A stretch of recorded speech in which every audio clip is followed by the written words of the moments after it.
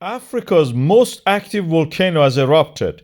This is Nyamulagira volcano, which is in the Democratic Republic of Congo, or as we know it, Congo, in Africa's Rift Valley. This is a shield volcano over 3,000 meters high, 3 kilometers high.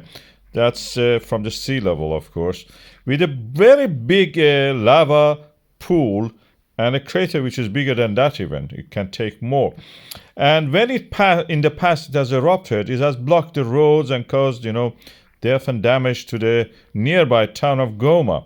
As you can see, this was a very dangerous eruption in that sense.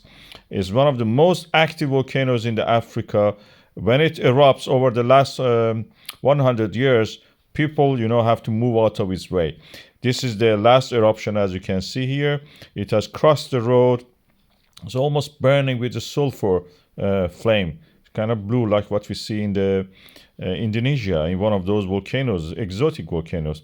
This is exotic volcano in the sense because it's not related to subduction. It's a rift valley. African Rift Valley is forming in that area. Africa is the mother of the earth, is where the most of the earth's stability is like an anchor is there.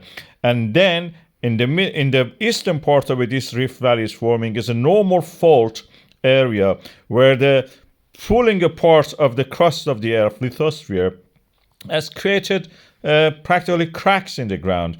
As these cracks develop, normal faults on both sides of this valley forms, as you can see here. It means drop down of the rock layers downward and creates this escarpment. Escarpments appear as high mountains and hills.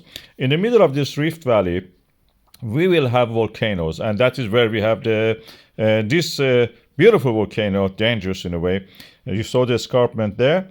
And the volcano is forming in this setting, in this rift valley, where the pressure is removed from the mantle. Mantle slightly rises, but is buoyant. Rises like a piece of wood that you press it down, then you remove the pressure, it bounces back. When it's bouncing back, during that bouncing back and opening up of the lithosphere, the crust of the earth, we have these cracks and the magma is rising, it starts to melt. When it melts, it creates this magma chambers and eventually volcanoes like a pimple.